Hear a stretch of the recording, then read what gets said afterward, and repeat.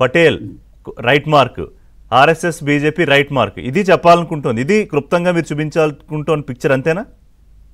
మేము ఏం చూపించుకోవాలనుకున్నా, మేము చంద్రశేఖర్ ఆజాద్ని చూపిస్తున్నాం, భగత్ సింగ్ని చూపిస్తున్నాం, రాజ్గురుని చూపిస్తున్నాం.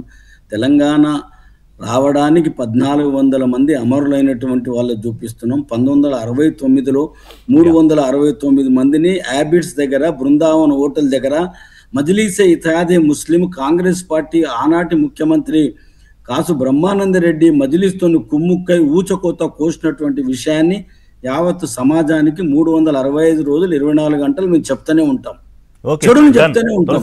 ఈ సమాజానికి చెడు చేసినటువంటి వాళ్ళని తప్పనిసరిగా చేస్తాం. నేను మళ్ళీ చెప్తున్నా, దారు సలాం ఏదైతుందో పెద్దలు పుల్లారావు గారు, అదే రకంగా తులసిరెడ్డి గారు అనాలిసిస్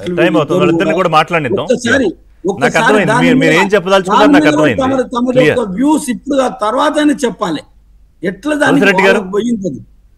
సో సరిగ్గా ఇదే రీజన్ తోనా ఆర్ఎస్ఎస్ ని నిషేధించాలంటాం?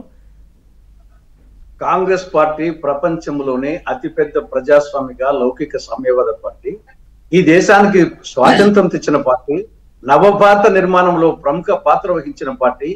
ఈ పార్టీకి నాయకత్వం వహించింది ప్రపంచ నాయకులు, జాతిపిత మహాత్ముడు, శాంతిదూత నెహ్రూ, ఉక్కు మనిషి వల్లభాయ్ పటేల్, ఉక్కు మహిళ ఇందిరమ్మ, రైతుబడి నీలం సంజీవ్ రెడ్డి వంటి వాళ్ళు. ఈ దేశ సమగ్రత సార్వభౌమత్వం కోసం ఆత్మ బలిదానం చేసినటువంటి నాయకులు కాంగ్రెస్ పార్టీ వాళ్ళు. నాడు గాంధీ గాని, ఇందిరా గాంధీ గారు గాని, రాజీవ్ గాంధీ గారు గాని. ఇది దేశ భక్తుల పార్టీ, ఇది భారతీయుల పార్టీ. ఇది భారతీయుల పార్టీ అంటే హిందువులు కావాలి, ముస్లింలు కావాలి, క్రిస్టియన్స్ కావాలి, పార్సీలు కావాలి, బుద్ధులు కావాలి, సిక్కులు కావాలి. ఇది భారతీయుల పార్టీ. కాబట్టి భారతీయులు అందరూ వస్తారు. హిందువుగా నేనున్నాను, కొందరు ముస్లింస్ ఉంటారు. కాబట్టి ఇక్కడ ఆర్ఎస్ఎస్ వరకు హిందువుల సంఘటన కోసం ప్రయత్నం చేస్తుంది, దాంట్లో తప్పు లేదు. అది ఒక సంస్థ. కాంగ్రెస్ పార్టీ ఒక పార్టీ, ఆర్ఎస్ఎస్ అనేది ఒక సంస్థ.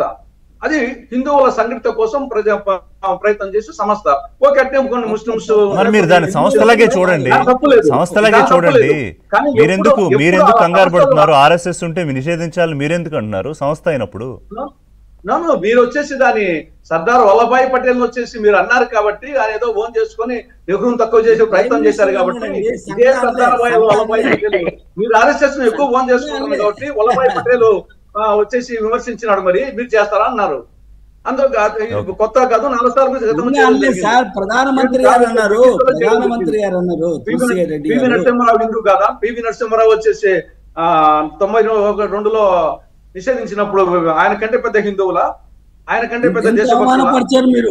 ఆయన్ని మీ కాంగ్రెస్ పార్టీ అవమానపరిచిందని చెప్పి స్టోరీ లేండి. మళ్ళీ దాంట్లోకి వెళ్తే టైం సరిపోదు. అంబేద్కర్ ని ఎవరు అవమానపరిచారు, లేకపోతే నరసింహారావు గారిని ఎవరు అవమానపరిచారు, ఎవరిని ఎత్తుకుంటున్నారు, ఎవరిని దింపేస్తున్నారు, పెద్ద చర్చ. పుల్లారావు గారు final comment are verdict. Final comment are verdict.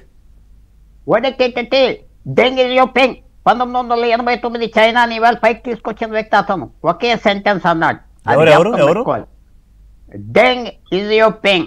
మావుని తీసేసాక అతను పెట్టారు. అతను ఇవాళ చైనాని డెంగ్ జియాపింగే తీసుకొచ్చాడు. 89 నుంచి ఆయన ఫిలాసఫీ మీద చైనా అతిపెద్ద అయిపోయింది. ఆయన ఏమన్నాడంటే ఒకటే మాట అన్నాడు, Chinese hide your capacities, bide your time. అంటే నీ బలం దాచుకో, చూపెట్టొద్దు ప్రపంచానికి, సమయం